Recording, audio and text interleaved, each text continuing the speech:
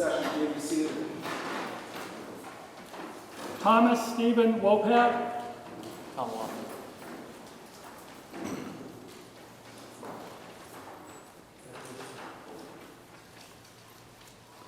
So document number 1751 CR 963 alleges on the 23rd day of July 2017 in Waltham, indecent assault and battery on a person 14 or over, and on August 2nd, 2017, possession of a Class B substance. Yes, Your Honor. The request is primarily based on the facts which allege that on July 29th of 2017, the alleged victim of the case reported to the Waltham Police Department a past sexual assault. She stated that she was a cast member in Reagle Players' production of 42nd Street, along with the defendant, Tom Wopat. She stated that he had been acting inappropriately with some of the younger female cast members. She also stated that on Sunday, July 23rd, 2017, during a rehearsal, the two of them were running a scene. When he walked towards her, towards his mark, but then walked behind her, she stated that when he walked behind her, he placed his hand on her buttocks, and she felt his fingers go between his buttocks cheeks.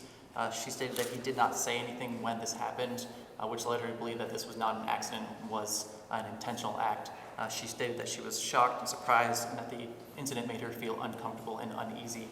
She also, when she reported this incident to the director of the show as well as the stage manager, they were already aware of other complaints. They had to speak to the defendant on two prior incidences, one for him being intoxicated during rehearsal and another for inappropriate conduct between himself and several of the female cast members, which did include teenagers and college students. There were reports that he had grabbed several of the female cast members by the hips, causing them to feel uncomfortable, that he had placed his knee at the back of another female cast member's knee, that there had been language and behavior that made several female castmates uncomfortable prior to this incident on July 23rd.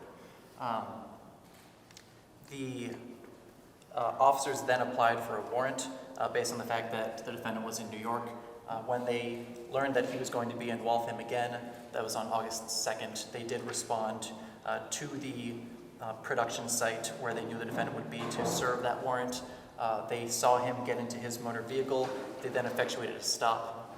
When they did place the defendant under arrest, they found on his person a small amount of a white powdery substance consistent with cocaine in a plastic bag.